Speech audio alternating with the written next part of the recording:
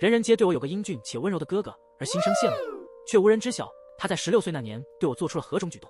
我妈曾开玩笑说要将我许配给哥哥，全家都哄堂大笑。哥哥也用温柔的目光看着我，附和着说好呀。医生告知我妈妈身体欠佳，无法再生育，于是我爸妈便去收养了一个被遗弃在医院门口的婴儿。爸爸妈妈给他取名为裴淑颖。裴淑颖3岁时，爸爸妈妈迎来了我，他们未曾料到还能拥有自己的孩子，顿时兴奋得忘乎所以。我出生的那天，全家都将裴淑颖的存在抛诸脑后，把她独自留在了家里。直到第2天，爸爸回家给我拿奶嘴时，才发现蜷缩在沙发上的他已经一整天没吃饭了。从我有记忆起，便时常听到妈妈不停地对他念叨：“你要好好照顾妹妹啊，妹妹是我们家最柔弱且最重要的人，你一定要帮助她哦。你是男子汉，要时刻让着妹妹啊。”裴淑颖确实十分听妈妈的话，她自幼便让着我，宠着我，对我百般照料。我从小就最喜欢哥哥了，总是喜欢跟在他身后，他去哪儿我就去哪儿，他做什么我也想做什么。我3岁时，哥哥要去上小学了，我想跟着一起去，可爸爸妈妈不让。我一整天都见不到他，哭得吃不下饭。爸爸妈妈心疼我，便让裴淑颖每天中午从学校回来照顾我。学校离家里较远，裴淑颖12点回来，1点半再回去，有时甚至连饭都来不及吃完。那几年，我最期盼的就是快快长大，只要我长大了，就能跟着他去上学，整日都能见到他了。等到我真的上了学，尝尽了学习的苦，才明白自己当初是多么天真。然而，裴淑颖似乎并不觉得苦，她从小学习就很好，我费劲巴拉的只能考到班上中游，而她在家里从未学过习，却每次都能考年级第1。我爸妈就让她带着我学习，放学、周末、寒假、暑假，她的同学叫她出去玩，爸妈从来都不让她出去，就让她在家陪我学习。3年级的时候，有一次爸妈都不在家，我学得无聊，便缠着她带我出去玩。裴淑颖犹豫了许久，最终还是点了点头。她带着我去了附近的公园，牵着我的手，站在篮球场上看小哥哥们打篮球。我看着她的脚都随着球在动，想必她很想上去打球。我便推她上场，那你可别乱跑。裴淑颖蹲下来，认真的嘱咐我。我用力的点头。她上了场，我才发现她篮球打得特别棒，而且她在打篮球时的那种笑容，是我在家时从未见过的。她在家时总是沉默懂事，不苟言笑，宛如一个小大人，而她站在球场上时，才笑得那般开心和自在。裴淑颖开心，我也跟着开心。她又漂亮的进了一个3分球，我高兴的上去打个球。就在那个瞬间，球场里的一个小哥哥恰好摔出了球场，我躲闪不及，被狠狠地撞倒在地。小七，我听到裴淑颖喊着我的名字，惊慌失措地跑过来，声音都有些颤抖。我的膝盖擦伤了一大块，鲜血不停地渗出。我从小到大从未受过如此严重的伤，我抱着腿，哭得喘不过气来。裴淑颖连忙背起我回了家。爸妈回家看到我受伤了，都特别生气，他们责骂了裴淑颖一顿。我在门缝里看到爸爸还伸手打了他，打得特别狠。我忍着膝盖的痛冲出去，拦住了爸爸，一遍又一遍地说都是我的错，是我缠着他出去的，是我自己没站好。爸爸还想绕过去打他，但又怕牵扯到我的伤口，便停下了动作，将我抱回了床上。从那以后，我再也没有见过裴淑颖打球。我求他去，他也不去了。在小升初考试时，裴淑颖轻松地考上了我们这所最好的初中，入校考试成绩都是第1名，但那所学校离家太远了，需要住校。我爸妈不想让他去，理由是不方便照顾我。我跟爸妈说我不需要他照顾，就让哥哥去吧。爸爸妈妈却说我不懂事，说我现在这么大方，以后肯定会后悔的，说我之后一定会哭闹着要哥哥的。我说什么他们都不听。最后裴淑颖还是上了家附近的初中，这样每天中午晚上都能回来。我觉得非常对不起裴淑颖，她成绩这么好，却因为我的原因不能去最好的学校。我私下里跟她说对不起时，忍不住哭了。裴淑颖蹲下身，温柔地擦干我的眼泪，跟我说没关系，不是我的错。她还牵着我的手，说要带我去买糖。我把头埋在她青丝儿单薄的胸口，默默哭泣。我那时觉得他是世界上最好的哥哥，你哥哥这么帅，成绩又好，要是我哥我都得饿死。他们这样跟我说，我也觉得裴淑颖很帅，但具体哪里帅我也说不清楚。他牵着我的手回家，我从侧面偷偷地看他的脸，他注意到我的目光，朝我温柔地笑了笑。我哥真的好帅，我得意极了。小七，你们班有人互相喜欢吗？他若无其事地开口问道。说到这个，我顿时来了精神，我掰着手指头跟他讲起了我们班的几对情侣。有人在课桌底下偷偷牵手，有人放学后一起绕着跑道走，有人周末约着出去玩，听说都拥抱了。他停下了脚步，认真地看着我。你没有做这些吧？我的脸一下子就红了。我倒是想啊，我暗恋的人还不知道我喜欢他呢。我扭扭捏捏地把我暗恋班上男神的事告诉了裴淑颖。我说他叫陆向南，他成绩特别好，长得特别帅，打篮球是班里最好的，班上喜欢他的女生特别多，但他对谁都很好。我低下头玩弄着手指说，但是我觉得他对我最好，我值日他都陪着我，还会帮我搬桌子，周末还在网上陪我聊天。说了一大堆，我才意识到裴淑颖已经很久没说话了。她走得很快，脸色特别差。我一下子慌了神，裴淑颖一直对我那么好，好到我都忘记他是我的哥哥了。我跑到他面前拦住他，说：“你别告诉爸妈，爸爸这2年脾气越来越差了，如果他知道我暗恋谁，说不定会闹到学校去，那我就没脸见人了。”我不会说的。裴淑颖阴沉着脸停下了脚步。但你要答应我几件事。裴淑颖勒令我删掉陆向南的联系方式。我心有不甘，却也无可奈何。他每日都按时来接我放学，周末更是严禁我外出玩耍。我向他哭闹，全然无用。他最清楚该如何制服我，一提要告知父母，我立马就乖乖听话。被裴淑颖这般掌控，我心中甚是不爽。我得找到裴淑颖的把柄才行。裴淑颖长得那般好看，成绩又优异，在学校人缘也好，追求她的人比比皆是。我就不信她一点把柄都没有。可裴淑颖比我机灵得多，定然不会直接告知我。我便想着去翻看她的手机。首先查看聊天记录，裴淑颖除了将与我的聊天框置顶外，其他女生的聊天记录一概没有。我从头翻到尾，即便有女同学的聊天记录，也都是关于学习和作业的交流。我深感失望，又打开了相册，尽是些题目不是 PPT 就是老师的板书。我的心情愈发烦躁，手指胡乱翻动，一个隐藏相册跳了出来，总算是让我找到了吧。我得意洋洋地点开，看到内容的那一刻，我惊呆了，里面全是我的照片。我全然不知裴淑颖是何时拍摄的，有在家的，有在学校的，有些照片我确定裴淑颖不在场，不知她从何处搜罗而来。我皱着眉随意滑动，手指突然僵住。下一张照片是我在浴室中的场景。这张照片究竟是怎么拍的？究竟是谁拍的？我的心跳顿时如肋骨般剧烈，手指微微颤抖。小七，他的声音在我身后响起，我被吓得跳了起来，猛地回头。他刚洗完澡，头发还在滴水，短袖微微贴在身上。他疑惑地看着我的反应，随后视线一滑，看到了我手中拿着他的手机，也看到了屏幕上我的照片。面对我怀疑的眼神，他镇定而温柔地笑了。裴淑颖思索片刻，或许是上次我洗澡时让他帮忙递浴巾，手机不小心碰到了。那张照片的角度确实刁钻，聚焦也不好，特别模糊。我皱着眉问他，为何手机里有这么多我的照片？他称是爸爸妈妈让他收集的，说他们如今时常去外地做生意，特别想念我，让他收集好我的照片发过去。他打开与爸爸妈妈的聊天框，里面确实全是我的照片。我松了一口气。裴淑颖打开购物记录，给我看他刚买的零食和漫画书。零食都是我喜欢吃的，漫画书也是我曾说过想看的。裴淑颖无奈地看着我，说道：“我不是不让你玩，而是互相喜欢换绝对不行，你还太小，会影响学习的。我见过太多这样的例子了。”我心中满是愧疚，我哥对我这般好，事事都为我考虑，我竟然还怀疑他，我实在是太过分了。裴淑颖在学习上真的超乎常人，即便在普通初中也轻松考入了我们市的重点高中。我父母格外开心，特地从外地赶回，带着我们去外地游玩了2天。晚上要住酒店，爸爸开了一个家庭套间，爸爸妈妈睡大床房，我和裴淑颖住一个标间，里面是2张小床。我洗澡时总觉得有人在往里面窥视，或许是那张照片给我留下了心理阴影。我自嘲自己杯弓蛇影，庸人自扰。从浴室出来时，裴淑颖正躺在床上靠着，拿着平板看电视剧。她向来不爱看电视剧的，不知今日为何想看了，还是我正在追的电视剧。我爬到她身旁，与她一同观看。她的手揽在我身后，将我拢在她怀里，看得十分认真。我觉得有些别扭，可裴淑颖神色看起来很正常。也是，她从小抱过我无数次了，加上这个姿势确实很舒服，我也就不再纠结了。白天玩得太累，看着看着我就睡着了。迷迷糊糊间，我感觉特别热，像是被一床厚重的被子紧紧裹住。我下意识地去推被子，可被子一推开，又缠了上来，将我裹得紧紧的。我的脖子和耳朵处一直痒痒的，湿淋淋的，十分不舒服。我还隐隐约约听到裴淑颖粗重的喘息声，像是刚跑了1000米。哥，我迷迷糊糊地推他，好热。他的气息顿时停止，停顿了一会儿，轻柔地拍了拍我的背，声音低低地哄着我。我又昏昏沉沉地睡了过去，一整晚都睡得不太安稳。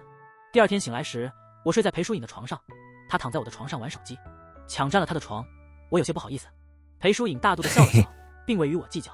裴淑颖升入高中后，虽然仍能每日回家，但学习任务加重了，没有时间再天天接我放学了。我的心又开始躁动起来，主要是陆向南越长越帅了，而且我现在可以确定他对我有意。我和陆向南又重新加回了联系方式，每日聊到半夜。他说他第一眼见到我就喜欢上了我，可一直有男生来接我放学，他以为那个人是我男朋友。他还说他暗自伤心了好久。我笑得前仰后合，说他为何不早点问我，那是我哥。他那边沉默了片刻，问我亲生的。我说虽然不是亲生的，但从小一起长大，感情就像亲生的一样。他竟然还发了个疑惑的表情包过来，说真的。我说不然呢。陆向南直接约我周末出去看电影，我开心极了，辗转反侧一整晚都没怎么睡着。周六裴淑颖也要上课，我和陆向南约在了周六，只要我在他放学之前回到家，他就不会发现我出门了。裴淑颖出门后，我迫不及待地蹦起来，对着镜子试了许久衣服，还偷偷涂了一点妈妈留在家里的口红。我觉得自己简直美翻了，简直就和裴淑颖是同一个妈生的。我满心欢喜地出了门，去见陆向南。我们一起逛公园、逛商场，一起吃饭、看电影。看电影中途，陆向南偷偷牵了我的手，我的心脏紧张得快要跳出来。他悄悄在我耳边说：“小七，做我女朋友吧。”这句话我期待了将近3年。我怕他在黑夜中看不清，疯狂点头。他被我的举动逗得开怀大笑，他牢牢地握住我的手，仿佛那双手间有着无尽的力量，一直握到了整部电影的结束。我们整日腻在一起，时间仿佛都在这一刻凝固，直到裴淑颖快要去下晚自习了，陆向南才恋恋不舍地送我回去。你哥哥对你管得这么严呀？陆向南眼中闪烁着好奇的光芒，我还从未见过哥哥对妹妹管得这么严的呢。我解释说，我哥哥是个学霸，他特别担心会影响我的学习。陆向南露出了自信的笑容，说：“谁还不是个学霸呢？以后你的学习就交给我来负责吧。”我偏偏就喜欢陆向南这种充满自信的模样。他送我到楼下，在夜色的掩护下，小心翼翼地问我能不能抱抱他。那当然可以啦，其实我早就期待这一刻很久了。他有些羞涩地将我搂进了怀里，我的心欢快的仿佛要跳出嗓子眼。小七，他轻声呼唤着我的名字，目光深深地凝视着我。他缓缓低下头，亲吻了我，我也笨拙地回应着他的亲吻。我们俩都羞得面红耳赤，傻傻地对视着，露出了灿烂的笑容。夏小七，一个冰冷的声音突然打破了这温馨的氛围，吓得我的心脏猛地一跳。我急忙扭头看去，裴淑颖那清瘦修长的身影站在街角的暗处，冷冷地盯着我们。那一刻，我心中涌起一股莫名的恐惧，甚至以为裴淑颖会冲上去打陆向南。他的表情从未有过如此的阴郁和冷酷。我下意识地将陆向南挡在了身后，他的目光一扫，眼神变得更加冰冷。那冰冷的目光让我的腿肚子都开始打起了哆嗦。陆向南笑着揽过我的肩膀，朝裴淑颖点了点头，伸出了一只手：“你是小七的哥哥吧？我是他的男朋友，我叫陆向南。”裴淑颖从阴影中走出，脸上挂着温和而有礼的笑容，就如同他平日里那样。我甚至开始怀疑，刚刚他脸上那桀骜的神情是否只是我的错觉。他和陆向南轻轻握了握手，笑着说：“我听小七提起过你。”陆向南坚定地揽着我，郑重地说：“我知道淑颖哥在担心什么，我和小七都要面临考试了，我们绝对不会影响学习的，我成绩还不错，也可以帮助小七。”裴淑颖依旧笑得温柔和煦，点了点头：“好，那他就交给你了。”陆向南高兴地将我搂在怀里：“谢谢淑颖哥，我一定会好好对待小七的。我喜欢他已经很久了，我是认真的。”我万万没有想到裴淑颖会这么好说话，心中顿时松了一口气。我在陆向南的怀里红着脸，轻声说道：“谢谢哥。”裴淑颖轻轻应了一声，眼神似乎在看着我，又似乎越过我看向了远方。每个周末都会和陆向南在一起，我渴望能和他多一些时间一起逛街、牵手。要是能每天都亲亲抱抱举高高，那就再好不过了。然而陆向南却总是催促着我一起学习，仿佛我找他是为了找个拼桌学伴，而不是找个女朋友。我开始生他的气。他将我搂在怀里，轻声哄着我，说他已经和我哥谈过了，如果陆向南能帮助我考上重点高中，裴淑颖就会彻底支持我们在一起。他还可以在爸妈面前帮陆向南美言几句，为我们的感情保驾护航。陆向南温柔地说：“小七，我是真的想和你相伴一生，还有2个月的时间，我们在一起努力努力，好不好？考上重点高中就能和陆向南永远在一起，这仿佛是一笔划算的交易。我从未如此刻苦的学习过，有了陆向南的天天监督，我的成绩如火箭般突飞猛进，从班级前列一下子冲到了年级前列，班主任都对我刮目相看。他在班会上表扬我，说看看人家夏小七，听老师的话不谈恋爱，全身心投入学习，进步得多么神速。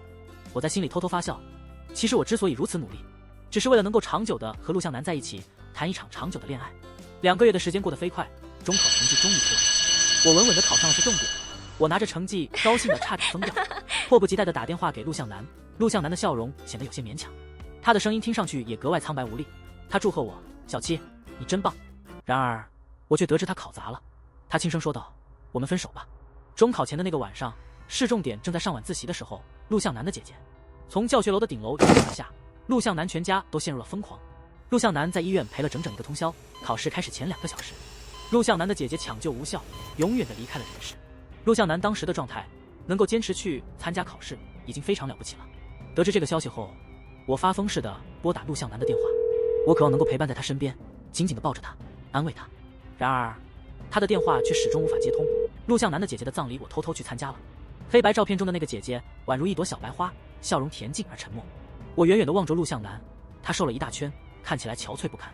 那个曾经英气勃勃的天之骄子仿佛已经死去。我每天晚上都会躲在被子里哭泣，爸爸妈妈从外地赶了回来，我又不敢哭得太大声，生怕他们听到。我在被子里压抑着哭声，哭得几乎喘不过气来。裴淑颖不知何时来到了我的房间，掀开我的被子，递给我水，帮我擦去眼泪。她坐在我的床沿，眉眼低垂地看着我，温柔地抚摸着我的头发。她轻声说道：“真的有这么痛苦吗？”我颤抖着抓住她的袖子，哭着问裴淑颖，陆向南的姐姐是他的同班同学，他们是否知道陆向南的姐姐为什么会突然选择想不开？裴淑颖摇了摇头，她钻进我的被子里，轻轻地将我搂在怀里，一下一下地抚摸着我的后背。我哭累了，在她的怀里渐渐陷入了迷糊，我感觉有滚烫的气息洒在我的耳边，伴随着轻轻的叹息。第二天在饭桌上，爸爸妈妈自然而然地聊起了这个话题。我妈妈神秘兮兮地说，听说那个女孩是因为失恋才想不开的。她讲得绘声绘色，眉飞色舞的，听说那个女生这2个月交了个神秘的男朋友，被那个男朋友哄得晕头转向，这2个月的言行都变得很异常。然后我妈妈凑过来问裴淑颖，你们知不知道那个男生是谁？裴淑颖平静地停下筷子，说陆向南的姐姐特别内向，一直都是独来独往的。她端起碗笑了笑，说这种内心自卑且缺爱的女孩子很容易被别人掌控的。我看着她的笑容，心中突然涌起一股异样的感觉。夏小七，听到没有？我爸爸瞪着眼睛敲了敲桌面，说你要是敢喜欢别人，我就把那个男的给收拾了。我还没来得及说话，裴淑颖已经开口了。她温和地笑了笑，说小七不会的，小七一直都很乖的。她看着我那哄小孩般的语气说，对吧？我考上了和裴淑颖一样的重点高中，裴淑颖也快要高3了。爸爸妈妈为了奖励我，同时也让裴淑颖放松一下，给我们安排了一次云南7日游。我其实并不想去，这段时间陆向南一直联系不上，我想待在家里，万一他需要我，还可以随时去找他。但是裴淑颖说，我现在的状态太明显了，在家很容易被我爸发现，不如出去躲2天，要是我想回来，随时都可以结束行程。他会陪我一起回来。我觉得他说的有道理。我看着裴淑颖一边洗碗一边轻轻哼着歌，越看越觉得不对劲。裴淑颖已经很久没有露出这样轻松自在的表情了。我站在旁边看了很久，终于发现了哪里不对劲。我抬头问他，哥，你同班同学去世了，你一点都不难过吗？裴淑颖顿了顿，沉吟了一会儿，然后平静地对我说，其实有时候死亡也是一种解脱。我不明白他的意思，死了就什么都没有了，怎么会是解脱呢？裴淑颖接着慢条斯理地跟我说道，陆向南的姐姐家重男轻女的现象特别严重，从小陆向南的姐姐的爸爸妈妈眼里就只有陆向南，陆向南的姐姐成绩再好再优秀也得不到他们的关注。陆向南的姐姐总不能去怨恨自己的亲弟弟吧？他这么多年其实心里一直都有问题，他可能是想用死亡来换取父母最后的关心吧。裴淑颖的嘴角勾起一抹蔑视的微笑，继续说道，这样也挺好的，你看他的父母现在有多难过，他要是在地下有知，或许也会觉得自己死得值得吧。我从小到大都被爸妈捧在手心里宠爱着，虽然我爸爸这几年变得特别暴躁，但也从未真的凶过我，打过我。我无法理解裴淑颖的这种情绪，但我莫名的觉得他能够理解，我的心中不禁涌起一股寒意。抵达云南后，我全然没了游玩的兴致，爸妈未曾前来，只剩我与裴淑颖2人，我也无需再强装开心。一路行来，我大半时间都在沉睡，若不是裴淑颖拉着我四处奔走，我恐怕真会在酒店里闷上7天。来到古城，我和裴淑颖漫无目的的闲逛着，一个7、8岁的小男孩拦住我们，夸赞我们这对小情侣简直是天作之合，郎才女貌，神仙眷侣。女朋友这般漂亮，不给她送束花可就太可惜了。小男孩故作老成的叹了口气，这情形可谓是图穷匕现，我不禁苦笑。这孩子竟将一对兄妹当作情侣来调侃，裴淑颖也被逗得开怀大笑，满脸满足，将身上的零钱悉数给了小男孩，换得一大捧鲜花。接着他将花递到我面前，我随手接过，嗅了嗅，那混杂的香味刺鼻得很，我打了个喷嚏。裴淑颖眉眼弯弯，轻轻摸了摸我的头。夜晚，我们找了个小河边的酒吧，品尝着当地小吃，聆听着人们弹琴唱歌。听闻云南的酒吧最易邂逅浪漫，我撑着头看了许久，果然众人都很快成双成对。裴淑颖兴致高昂，跑去吧台点歌，我则百无聊赖地刷着手机。突然，一位打扮时髦的女子穿过人群朝我走来，她挤眉弄眼地看着我，问道，小妹妹，刚刚坐在你对面的人是你男朋友吧？我愣了一下，询问她有何事。她暧昧地笑了笑，说如果不是我男朋友，能否借他一晚？我惊呆了。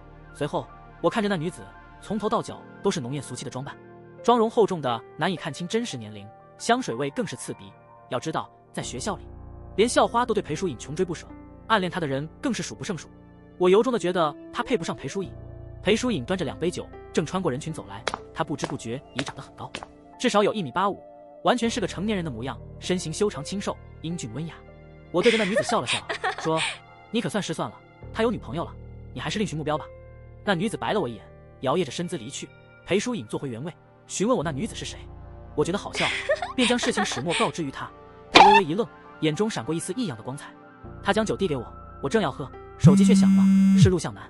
陆向南终于给我打电话了，我的心瞬间狂跳起来，来不及跟裴淑颖打招呼，便急匆匆跑到酒吧外接起电话。听到他声音的那一刻，我便哭了出来。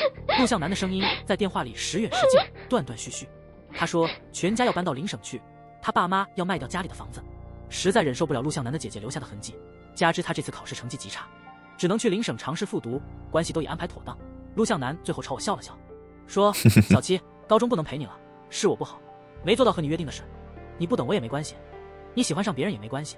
他笑着落泪，说但是小七，我真的很爱你，很爱你，你能在大学等我吗？我一定会追上你的。我躲在古城的街角，哭得泣不成声，最后我答应了他。异地3、4年又何妨，我不怕。挂断电话时，裴淑颖在酒吧屋檐下等我，我不知道他是否听到了我的电话，要是听到了，我还真有些不好意思，让他看到自己的妹妹哭着喊着要和对象在一起。然而裴淑颖神色如常，只是牵着我回到酒吧，她的手冰凉冰凉的，怪了，7、8月份的手怎么能这么凉？回到座位上，那2杯酒还在，我心情已然好转，正适合喝点酒放松放松。我拿起酒杯抿了一口，味道果然不错。喝完1杯仍觉不够，我窝在卡座里，听着潺潺溪水和民谣，不知不觉又喝了好多杯。别喝了，小七，你第一次喝这么多会头晕的。裴淑颖皱着眉头拦住我，我傻笑着与他碰杯，哥，我好久没这么开心了，你就多陪我喝2杯吗？他不知从何处又端来1杯，里面的颜色与之前的酒似乎不太一样，这是这家酒吧的特色，你想试试吗？他声音低沉，带着些许诱惑。我接过酒杯，抿了一口，便再也喝不下了，那味道苦中带涩，十分怪异。初次喝这么多酒，我的脑袋晕得厉害，心脏也砰砰直跳。我看着光影摇曳，月影朦胧，裴淑颖的影子仿佛也变成了3个。她好似站起身来，缓缓坐到我身边，俯下身，在我耳边轻声说道：醉了。我醉得厉害，下意识地靠向她，我浑身滚烫，只有她的身体冰凉。我头晕恶心，整个人昏昏沉沉。我做了一个梦，梦见陆向南不远万里来到古城找我，说要好好陪我一晚。起初我们只是闲聊，最后他眼尾泛红，紧紧将我拥入怀中。我心神荡漾，抬起头撒娇地问他为何不吻我。他顿时将我搂得更紧，声音沙哑而颤抖，还带着笑意。他说：小七，这是你自找的。我用力推开他，却怎么也推不开。在那意乱情迷之中，他的手也开始不规矩起来。当那只手真的探进来时，冰冷的触感让我打了个哆嗦。我恢复了一丝清醒，我抬头望去，哪里有陆向南，竟是裴淑颖低头紧紧地看着我。他眼底满是欲望和占有，我心中一慌，用尽全身力气将他推开。我声音颤抖，不可置信地看着他，哥。裴淑颖眼中的炽热顿时熄灭，就像变了一张脸似的，她脸上又恢复了温柔和无奈。小七，你喝得太醉了。他想要靠近我，我慌忙退了2步。我的脑海一片空白，机械地摸着自己的嘴唇。我们接吻了，裴淑颖犹豫了一下，还是点了点头。一种恶心的感觉瞬间从心底涌上头顶，我狂奔至卫生间，抱着盥洗台干呕起来。裴淑颖跟了过来，轻柔地拍着我的后背，给我递水。她的手落在我背上的瞬间，我仿佛被电击了一般难受。我强颜欢笑，回头推他，对不起哥，我喝多了，你别介意，不好意思不好意思。他乖乖地任由我推着，到了门口，他才回头担忧地看着我，好好休息。我抢笑着点点头，关上了门，在门口站了许久，颤抖着又轻轻地将门锁上。然后我仿佛终于从梦中醒来，一下子跌坐在地上。我怎么会将裴淑颖错认为陆向南呢？我从未醉过，不知喝多了是否就会浑身燥热，如同口渴至极之人渴望一杯水那般。我一起那紧紧捏在我腰上的手，不由打了个冷战。若不是我回过神来，真不知会发生何种可怕之事。即便我喝醉了向裴淑颖索吻，他又怎会应允呢？他或许也喝醉了吧。发生了这样的事，我已没心思继续留在此处。裴淑颖便提前陪我回去。为让宿醉的我能好好休息，裴淑颖包了个卧铺小包厢。尽管我与裴淑颖表面上仍很亲密，但每次她靠近，我总会条件反射般躲开。一路上我都在竭力避免与她接触，她一碰我就觉得别扭，即便只是看着我，我也觉得浑身不自在。我陷入沉思，她给我递水，我竟吓了一跳，杯子打翻，里面的热水洒了她一手。她被烫得眉头紧锁，但仍先焦急地握住我的手，查看我是否有事。我下意识地抽回了手，她愣了一下，勉强朝我笑，说没事就好。她去处理烫伤。我望着她落寞的背影，愧疚感油然而生。那可是从小宠我疼我的哥哥，喝酒是我执意要喝这么多的，接吻也是我央求他的，我怎能如此对他？我越想越觉得自己不是个东西。我在被子里咬着自己的手哭泣。他回到包厢，将我从被子里捞出，按在怀里，轻轻拍着我的后背。没事没事，哥在呢。他轻声说道。我不会告诉别人的，我们就当没这回事，好不好？到家之后，我虽极力控制自己，但还是有意无意地躲着他。开学后，裴淑颖的成绩一落千丈，她原本是年级第一，如今却直接滑出了前100。这也难怪，裴淑颖高3任务本就紧张，却还全身心放在我身上，花大量时间陪伴、开导、安慰我，小心翼翼地呵护我的情绪。她自己怎能不受影响？哥哥班主任的电话打到了爸爸那里，爸爸特意赶回来，将裴淑颖狠狠揍了一顿，打得他嘴角都出血了。爸爸难以置信，吼着裴淑颖：“你别的时候不犯病，偏要高3的时候犯病。”裴淑颖仍是那副平静的模样，低着头认错，什么都不解释。你好好跟我说说，你到底是为什么？爸爸放下棍子，坐了下来，仿佛第一次想听裴淑颖的理由。裴淑颖瞟了我一眼，我瞬间从头凉到脚。但裴淑颖最后什么都没说，只是沉默地说：“都是自己的错，以后会努力的。”爸爸笑了一声，挽起袖子：“不说是吧？我现在就打死你！”那瞬间，爸爸的眼神宛如猛兽。我哭着上去阻拦，爸爸将我推到一边，狠命地揍裴淑颖。裴淑颖咬着牙一声不吭，甚至连一点声音都没发出，只是一双眼睛紧紧盯着我。都是我的错。裴淑颖原本是最单纯的人，除了学习就是学习，她自己被影响成这样，还想保护我。都是我的错。爸爸终于消了气，裴淑颖也被打得不成样子，发起了高烧，几日都不退。我请假在家照顾她，她却一直虚弱地朝我笑，说不用我担心，让我回学校去。她照顾了我10多年，我照顾她几天，她都舍不得。裴淑颖烧得迷迷糊糊，一直在跟我说话。她说她长这么大，从未喜欢过什么人，只要我能继续开心快乐，她这辈子就知足了。我听得心如刀绞，我哥对我太好了，好的让我承受不起。原谅哥哥好吗？哥哥真的不是故意的。他烧得嗓子都哑了，还请求我原谅，明明就是我的错啊！一边给他擦汗，一边擦自己的眼泪，觉得自己真是个十恶不赦的坏人。你原谅哥的话，就抱抱哥好吗？裴淑颖虚弱地看着我，声音里带着央求。我压制着内心的不适，轻轻依偎进他怀里。他摸着我的头，发出心满意足的叹息：“妹妹啊，我的好妹妹。”从此以后，我再也不敢对裴淑颖表现出排斥，即便心中还有些许别扭，我也拼尽全力将其压在心底最深处。裴淑颖看起来很开心，她一开心，我心情也随之变好。我们仿佛真的恢复了之前的相处模式。裴淑颖和我的学习状态都有所好转，裴淑颖的成绩也在慢慢提升。现在她连周日都要上半天课，压力很大。我也不想因我的心事给她添麻烦了，况且也不过就是那点事，我们又不是亲兄妹，就当是在外面旅游，偶遇了个陌生人并亲了嘴而已，也没什么吧。周日我正在学习，他的班主任敲开了门，看到家里只有我一个，他有些惊讶。他说他是来家访的，既然我爸爸妈妈不在，那就算了吧。我赶忙将他请进来，说我可以转达给爸爸妈妈。班主任看起来有些心烦意乱，拿出裴淑颖的卷子给我看，说他之前的考试过程都正确，就是答案写错了，看上去像是故意写错的。你哥是不是最近发生了什么事，心态不太好？班主任深深皱着眉，这可是高3，要用心对待，不能有歪心思。送走班主任后，我有些茫然。他说裴淑颖是故意考差的，说他刻意控制分数，这怎么可能？裴淑颖肯定知道考差会被爸爸狠狠收拾，难道他就为了挨这一顿打？我百思不得其解。裴淑颖回来，我赶紧将此事告诉了他。他摇着头笑了笑，有些无奈，说班主任一到高3就神经兮兮的，怎么可能有人故意考差呢？我也觉得是这样。裴淑颖的高考成绩揭晓，正如所料，成绩极为优异。她本有机会进入全国顶尖的几所大学，然而却选择留在了我们所在的城市。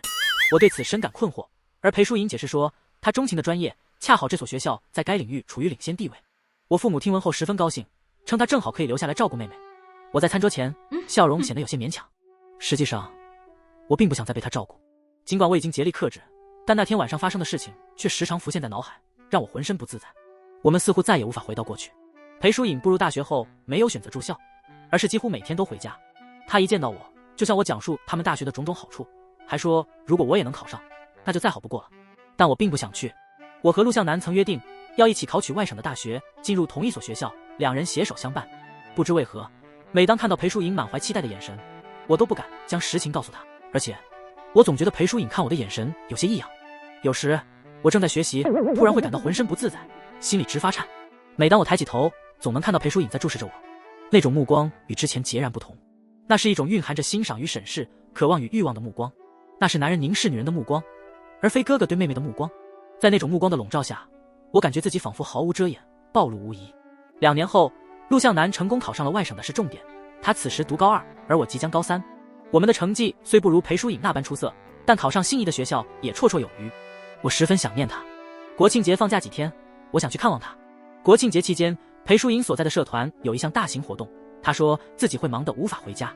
正好陆向南得知我要过去，开心得不得了。我们在电话里聊到后半夜，将所有吃喝玩乐以及住宿的安排都计划好了。我们还可以去露营呀，陆向南提议道。我有些犹豫，那不太好吧，一个帐篷我们怎么住呀？陆向南顿时笑得暧昧起来，声音低沉地说，这么不放心我？我的脸瞬间变红，轻声说道，不放心啊。陆向南收起了笑容，郑重地说，不会的，小七，我100%尊重你。如果你担心，我们就不去了，去完别的也一样。陆向南理解我，尊重我，真心爱护我。我的心仿佛被浸泡在一湾温水中。那就去吧，我小声说道。陆向南在电话那头笑了起来。打完电话，我的心激动得砰砰直跳。我对国庆的旅行充满期待，真的非常期待。毕竟我已经有2年多没见到他了。我平复了一下心情，打算出去喝点水就去睡觉。可当我一推开门，瞬间惊得后背冒出冷汗。裴淑颖笔直地站在我门外，屋内未开灯，黑暗中她的脸庞显得阴郁而吓人。我被吓得心脏狂跳，我松了口气，打开灯，埋怨地瞪着他：你怎么在这里？大晚上的梦游吗？裴淑颖没有回答，只是静静地看着我，她的眼神中流转着无数复杂的情绪。我被她看得心里发毛，又紧张起来。过了许久，她叹了口气，无奈地看着我，她说道：小七，我要做到什么地步，你才能不再喜欢他？我听呆了，什么？我茫然地问道。她没有回答，一步一步向我走来，那眼神仿佛要将我压得喘不过气来。我心脏狂跳，转身就跑。我砰的一声关上门，想把门锁上，可手指却颤抖得不听使唤。他力气很大，一下子就把门推开了。他顺手把灯熄灭了。黑暗中，他死死地将我压在墙上，语气狂乱地问道：你为什么这么固执？难道我做的还不够多吗？我动弹不得，脑海中思绪翻涌，多年来萦绕在心头的迷雾渐渐散去，露出了那丑恶的让人不敢直视的真面目。裴淑颖紧紧盯着我的眼睛，一字一句，目眦欲裂。夏小七，我他妈爱了你10年了。哥，我用尽全身力气想要推开他，可他却纹丝不动。我从未见过裴淑颖这副模样，我害怕的全身都在颤抖。少叫我哥！他恶狠狠地禁锢着我的手。你想用这个称呼来阻挡我多久？我惊恐地看着他，不停地尖叫，仿佛想唤醒一个疯子的理智。哥，我是你妹妹啊，哥。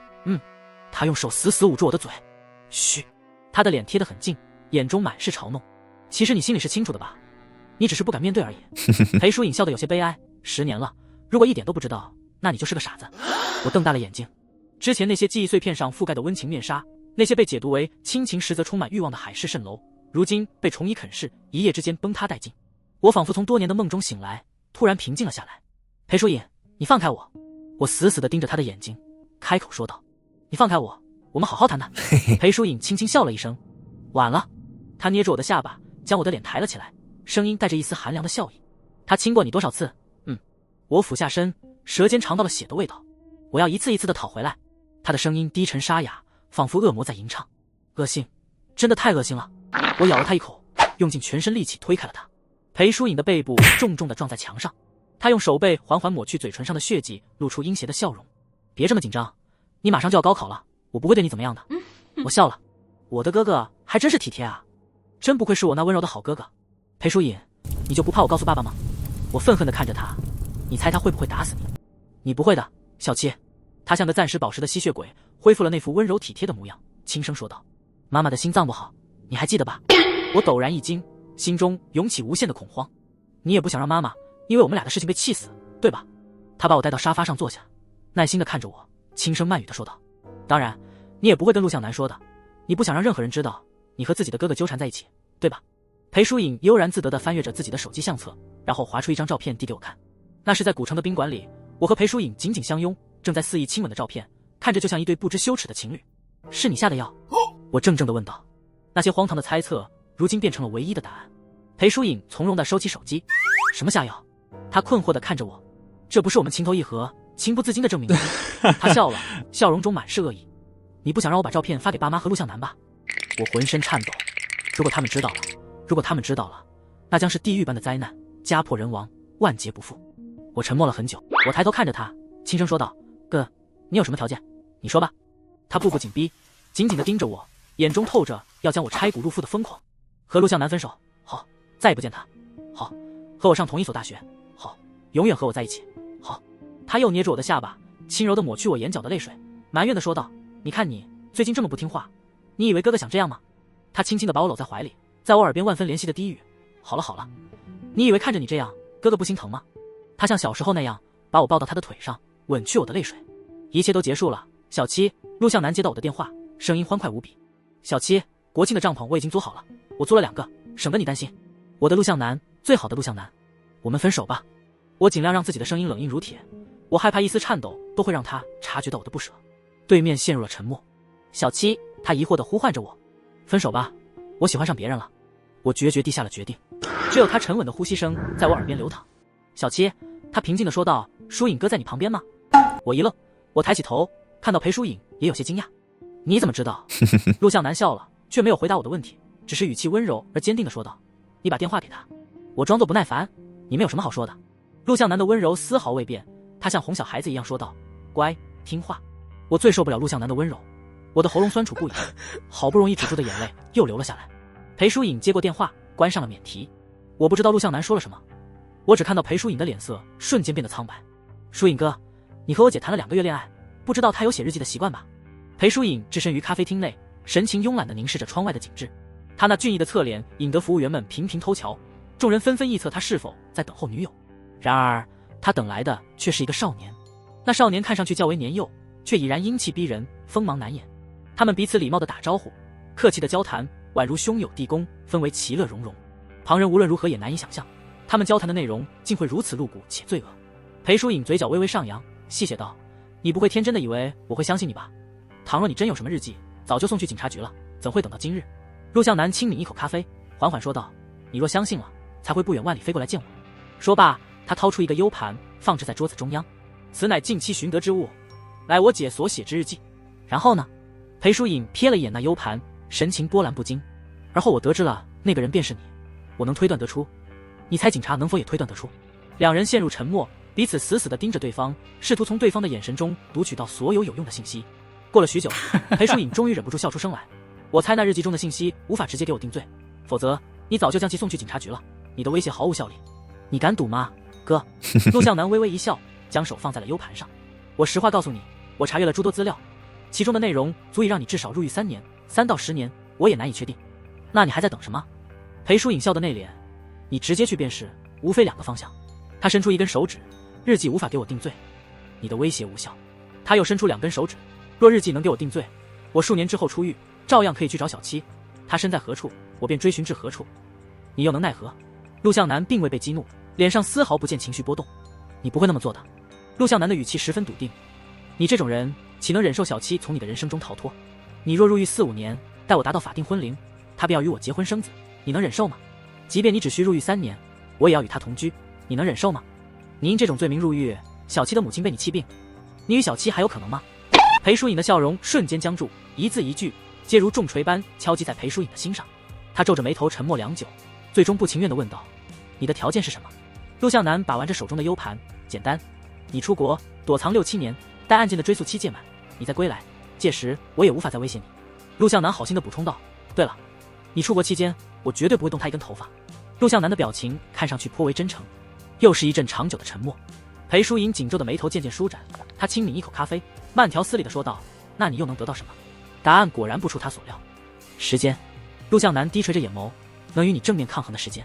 他望着自己的手指，我比你小3岁，本就处于劣势，等你归来，你再试试能否得到它。陆向南抬起头，眼中闪烁着少年的锐气与不甘示弱的决心。两人目光交汇，相视一笑，真是令人意想不到啊。陆向南。裴疏影从上到下打量着陆向南，仿佛要将他的每一根头发丝都看得清清楚楚。但你还有一个漏洞，你自己未曾察觉吗？裴疏影慢悠悠地说道，你直接将我送进监狱，不也能得到你所期望的时间吗？何必绕这么大一个圈子？裴疏影笑得意味深长，声音低沉，充满诱惑。那可是你的亲姐姐啊，是你从小一起长大的亲姐姐，你真能心甘情愿地放过我？过了许久，他轻轻叹了口气，别再试探我了，疏影哥，你是什么样的人，我心知肚明，我是什么样的人，你或许也心中有数了。陆向南抬起头，笑得无比真诚，我姐曾告诉你吧，我家重男轻女。荒谬，实在是太荒谬。裴疏影忍不住捂住眼睛，笑了起来。陆向南的姐姐啊，你可真是有一个好弟弟啊，我只不过在你的死亡之事上推了一把罢了。你的弟弟此刻正坐在你身体旁，如同待价而沽的商品，你死的可真值得啊。让我们打开天窗说亮话吧，疏影哥，这次换成陆向南气定神闲地伸出手指，我将你送进去，其一，小七的母亲会被你气病，小七或许这辈子都无法接受我。其二，若你仅被判3年，等你出来，我最多也只是与你打个平手。你若前往国外待上5年，我有十足的把握能够超越你。一条人命换来你2年的时间，不划算吗？陆向南紧紧盯着裴疏影，眼中闪烁着同样疯狂而偏执的光芒。裴疏影结了账，站起身来。临走之际，他回头冷漠地盯着陆向南，你拿你姐姐的性命来与我做交易，你与我有何区别？然而陆向南并未被刺激到，甚至咧嘴一笑，那当然有区别。陆向南也站起身来，仿佛要礼貌地送他离开，脸上满是温和有礼的神情。区别就在于小七喜欢我。裴淑颖目光一沉，眼神阴郁的吓人，那瞬间仿佛要凝聚成杀气。陆向南毫无畏惧地迎接着他的目光。当然，你还有另一个选择。陆向南也慢悠悠地说道，你也可以将我杀死，随便把我藏在何处，赌上一把大的。我相信你现在就是这么想的。裴淑颖被他看穿了，却并未有丝毫的意外，依旧冷冷地看着陆向南。倘若他能想到这一点，自然不可能没有防备。但不好意思，我藏在学校的手机已经设置了自动警报装置。陆向南运筹帷幄的一笑，请你务必让我安然无恙地返回学校。裴淑颖顺利地出国了，他本就在学校的推荐名单之列，只是一直拒绝前往。辅导员对这个温文尔雅的孩子颇为喜爱，见他终于想通，欣喜若狂，仿佛生怕他反悔一般。留学的流程办理得极为迅速，父亲也十分支持。他拍了拍裴淑颖的肩膀，说道，去吧，儿子，你妹妹之后或许也想出国，你先去替她探探路。随后他点燃一根烟，揽着裴淑颖的肩膀笑了起来，那模样宛如父慈子孝的场景。你若觉得国外发展的好，也可以不回来。父亲吐出一个烟圈，声音中满是期盼，等你将来把我和你妈接过去，我们也体验一把奢华生活啊。爸，裴淑颖打断了他的幻想，我一定会回来的。父亲下意识地皱起眉头，正欲摆出家长的威严来教训他，但在下一刻他触碰到了裴淑颖锐利的目光。那目光不再是幼崽对着父辈的眼神，而是如同更加年轻强壮的头狼，正盯着年老力衰的老狼。回来也好。父亲讪讪一笑，松开了手，自顾自地说道，孩子长大了，自己有自己的主意了。裴淑颖的行李是我与妈妈齐心协力收拾妥当的。听闻裴淑颖要远赴异国，爸爸妈妈从邻省风尘仆仆赶来，美其名曰要与儿子共度最后的时光。家中有亲人相伴，我顿感心安。每晚夜深人静时，我都以思念妈妈为借口，挤到她的床上与她同眠。接着我整夜地盯着天花板，聆听着妈妈平稳的呼吸声，却始终不敢入眠。送裴淑颖出国的那一天，全家人悉数到场。抵达机场后，爸妈因有一桩重要的生意先行离开了。果然在他们眼中，生意永远是重中之重。最后只剩下我和裴淑颖两人。裴淑颖靠近一步，我便后退一步，直至差点从楼梯上摔落。裴淑颖不禁失笑，在公共场合，我又能把你怎样呢？我依旧保持着警惕，注视着他。许久，我终于忍不住开口问道，你到底为何要出国？裴淑颖望着熙熙攘攘的人群，只是微笑不语。那天你与陆向南究竟说了些什么？他那期待的眼神紧紧地盯着我。你不想让我离开吗，妹妹？他笑得那般温柔而笃定。你只需一句话，我便留下，哪怕是刀山火海，我也绝不离开。怎么可能呢？我满心期盼着裴淑颖离得越远越好，永远都不要再回来。他缓缓地逼近2步，我的后背抵在了墙上。他轻轻地拥抱着我，滚烫的话语传入我的耳中。小七，等我归来之时，哪怕千山万水，我也要找到你。到那时，你便再也无法逃脱我的掌控。我惊恐地望着他，他饶有兴致地品味着我的恐惧，轻轻一笑，捏着我的下巴，给了我一个细腻而温柔的吻。随后他松开手，替我整理了刘海，摸了摸我的头，就如同真正的哥哥对待妹妹那般，郑重地说出了最后一句话，哥走了。话语中满是眷恋与温柔。他转身离去，我凝望着他的身影穿过登机口，最终消失不见。我蹲在地上，用手捂住脸庞，放声大哭。裴淑颖，你这个混蛋，你这个禽兽，把我那个温柔沉默的哥哥还给我，把我那个从小宠溺我到大，陪我走过日日夜夜的哥哥还给我。路过的行人被我的哭声吓了一跳，默默地注视着我，还以为我刚刚送别了爱人。哭得昏天黑地之际，一双温柔而有力的手将我扶起，拉入怀中。陆向南轻轻地拍着我的后背，好了好了，都已经结束了。我在他的怀里哭得喘不过气来。陆向南心疼地叹了口气，你受苦了。我从他的怀里挣脱出来，那天裴淑颖来找你，你们究竟说了什么？是什么让他决定离开？我仿佛抓住了最后一根救命稻草。陆向南默默地凝视着我的眼睛，最终摇了摇头。我答应过他，不会告诉你。你是怎么知道的？我怔怔地问道。裴淑颖对待陆向南向来温和，他疯狂的那一面也从未在陆向南面前展露过。我因为担心陆向南会看不起我，所以对他也三缄其口。他到底是……我猜到的。陆向南摸了摸我的头，之前只是有所怀疑，而当你带着哭腔与我分手的那一刻，我便确定了。你怎么会和我分手啊，小七？陆向南朝我露出微笑，笑容中满是自信与温柔。我们不是说好要相伴一生的吗？你忘了吗？我的眼泪再次夺眶而出，将自己埋进陆向南的怀里。突然我触碰到陆向南胸口，有个东西割到了我。我皱着眉一摸，竟然是一个 U 盘。我哭笑不得，哪有人把 U 盘挂在胸前啊？他顺从地摘下 U 盘放在我的手心，这是我精心制作的国庆节游玩攻略，你看看。我愣住了，可是国庆节已经过去了啊。原本计划在国庆节前往邻省找他，但由于裴淑颖突然决定出国，这个计划也被迫搁置了。那就等明年吧。陆向南微笑着说，有备无患嘛。什么时候还想着旅游呢？我哭着哭着，终于笑出了声。陆向南静静地拥着我，慢慢地将我揽入怀中，那温和而坚定的气息，宛如一道密不透风的屏障，将我紧紧地守护在其中。我终于感受到了安全。姐，你要是写日记就好了，你那么聪明，当时怎么就没留下些记录呢？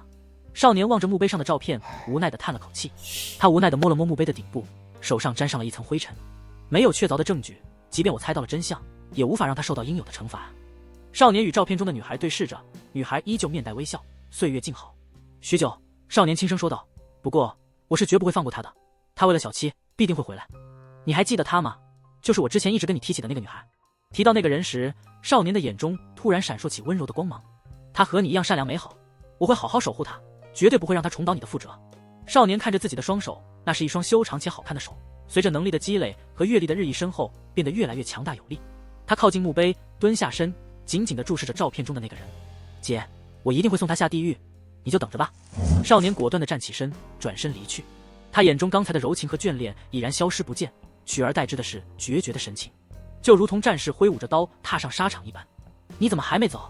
实验室里，那位金发碧眼的同事惊呼道：“都凌晨2点了，你不回去休息休息吗？”那位英俊的青年温柔地笑了笑，手上的操作依然平稳，没有丝毫停顿。等我把这个实验做完就回去休息。你太努力了，太努力了。同事围观着他行云流水的操作，觉得那颇具美感。同事赞叹不已，暗暗咂舌：你说你已经这么优秀了，教授都快要推荐你留校了，你还这么拼命，到底是为了什么？我想早点回去啊。青年的眼神中流露出一丝不易察觉的温柔和眷恋。他停下手中的操作，望向窗外的夜空，仿佛要穿越千山万水，去看到那个珍藏在心底的人。他还在等着我呢。